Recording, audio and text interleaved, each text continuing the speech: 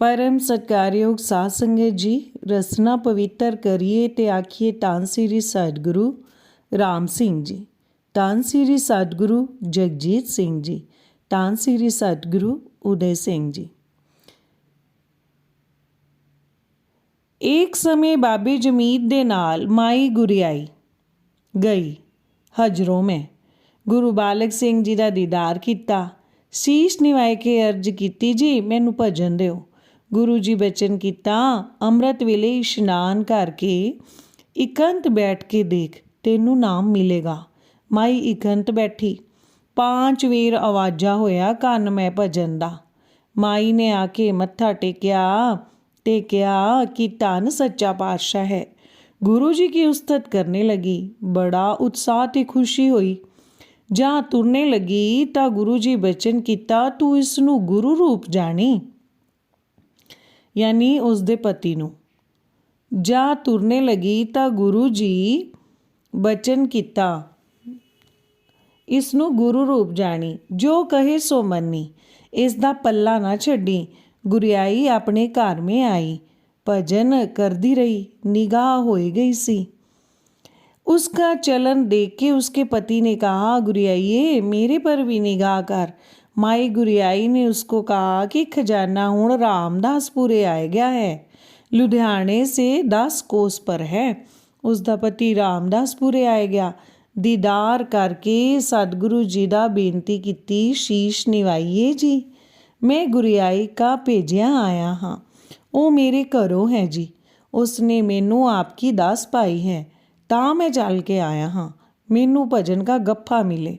इशनान करा के भजन दे के सतगुरु जी बचन किया, गुरियाई भी यही भजन करती है, उसको दसन का हुक्म नहीं है। 3 बार थापी दी, खुशियां लैके घर आया। भजन करया करे। एक दिन दिल विच सोच हुई कि मैनू दर्शन नहीं हुंदा सतगुरु जी दा। भजन भी किया ते लैके भी एडी दूरों आया हाँ। रोज नित चितवनियाँ करे। थोड़ी देर बाद सतगुरा ने दीदार दिता।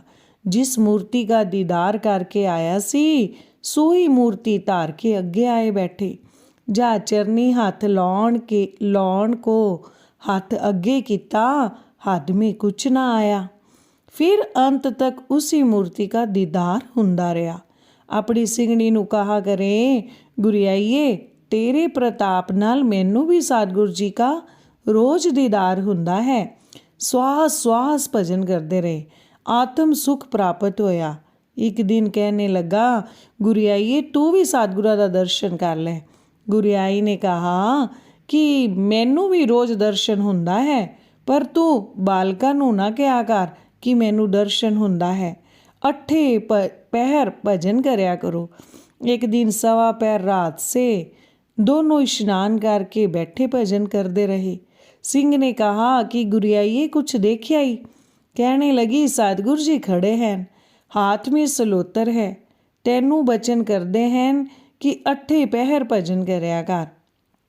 गुरु जी बचन किया कि बोके का जल ना छक्या करो, जल आप भरया करो, झूर भी हटा दो, बर्तन मांझ के जल भरया करो, डोल गड़वे नाल चौंका दे के प्रसाद करो, जोड़े वाले पैर धो के पहुए पाओ, मदान वाला गड़वा 2 वेर मांझो, कपाहा कपड़ा मदान जाके धो लवो, चीता जल नाल छड्डो, जे किसे नाल पल्ला छो जावे तां नहा लेना। गुरु जी जद गंगा गए सी, गुरियाई भी गई सी। रामदासपुरे आए कि गुरु जी बचन किया, तेनू भजन करन को जो कहा सी सो तू भजन किता कर। ऐ भी बचन किया, बालक रूप बन के दिखाइए। गुरियाई ने कहा, जिवें आप जी दी रजाए तिवें करो। गुरु जी चादर मुख पर लैके लम्मे पै गए। ज्यों तरीण दिती है, अगे नालों 2 गज लम्मे हो गए हैं। फिर सूखम शरीर कर लिया। मालूम होवे कि चादर धरती दे नाल लगी पई है। जा काहन सिंह ने बुक्कल नू हथ पाए के देखा तां बालक रूप होए हैं। माई गुरियाई ने भी हथ पाए के देखा तां बालक रूप होए हुए हैं। अच्छी तरह से हाथ पाए के देखा सारे शरीर के अंग देखे, चरण, उंगलियां, लत्तां, सारा शरीर बालक का देखा। देख के कौतुक को आश्चर्य रहे। एक रोज रात को सतगुरु जी छोलियां का कड़ा भर के उत्ते मंदिर दे चढ़ के पिछले पासे जिमीदार से तीनों विचों एक दा नाम लैके आवाज़ मारी। बचन किता, आ तैनूं कुछ दईए।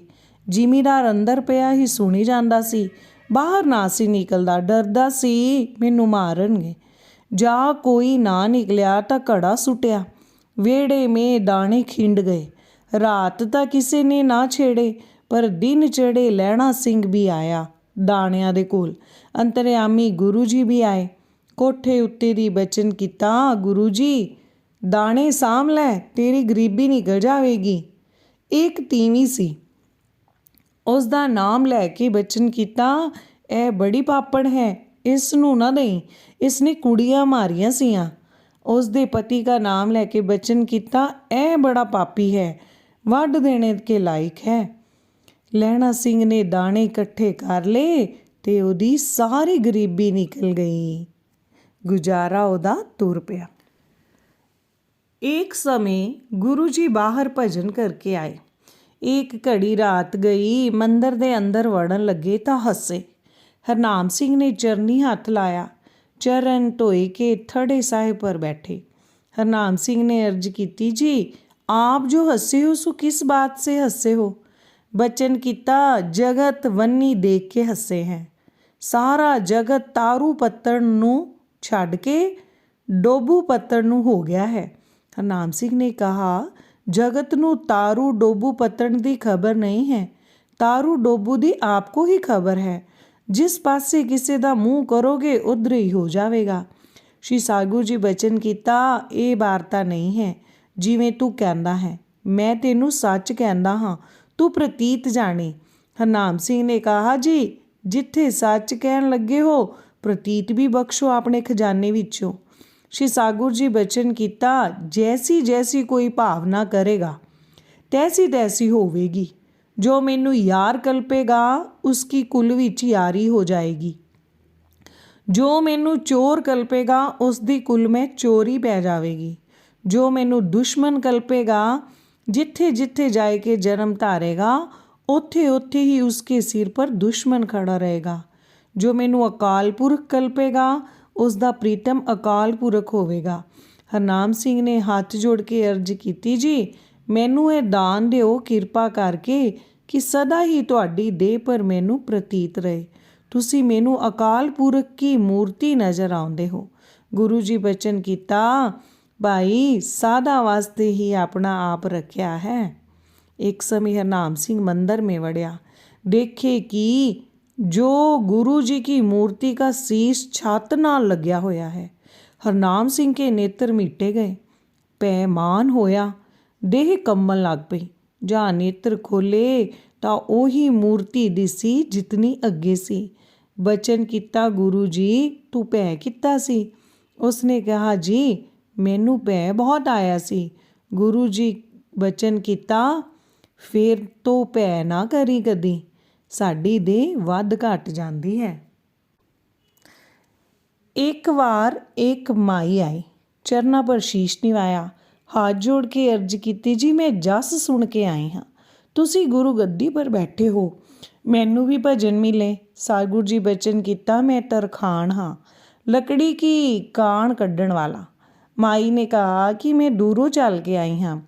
दुनिया कहती है जिसनों भी भजन देंदे हैं कान विच फूक मारते हैं उसी वक्त शरीर की सुध बुध भुल जाती है, मस्त हो जाता है, शब्द पढ़ता है, खेडण लग पैंदा है, खबरे की मंत्र कान विच सुनाते हैं, शरीर की तासीर ही बदल जाती है। आँख के झमके में मंत्र सुनाए के कमला कर देंदे हैं। माई ने कहा, जी इस तरह की उपमा तेरे पंथ की हो रही है, मैं भी सुन के आई हाँ।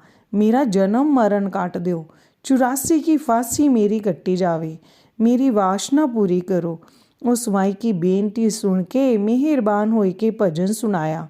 सतगुरु जी ने संगत नाल रलाए दिती। ਬਚਨ ਕੀਤਾ ਕਿਸੇ ਨੂੰ ਨਾ ਦੱਸੀ। ਨਾਮ ਸੁਣਦੇ ਸਾਰ ਬੀਬੀ ਨੂੰ ਸ਼ਾਂਤ ਆਏ ਗਈ। ਸਿੰਘ ਸੁਣ ਕੇ ਦੂਰੋਂ ਦੂਰੋਂ ਆਏ। बहुत खालसा इकट्ठा हो गया। सिंगा को देख के फरंगिया को भी भय प्राप्त हुआ। नया पंथ पैदा होया है। बिना दमा थी आय के शीश बेचते हैं। ऐसे तो हमारे नौकर भी नहीं करते जैसे ये मनते हैं। तेज प्रताप सब पर छाए गया है। जैसे सूरज के चढ़े ते चानण होए जाता है। ਸਾਰੇ ਹੀ ਆਖ ਲਈਏ ਧੰਨ ਸ੍ਰੀ ਸਤਿਗੁਰੂ ਰਾਮ ਸਿੰਘ ਜੀ। ਉਹਨਾਂ ਦੇ ਚਰਨਾਂ 'ਤੇ ਸਾਡੀ ਅਨੇਕਾਂ ਵਾਰ ਡੰਡੌਤ ਬੰਦਨਾ ਹੈ।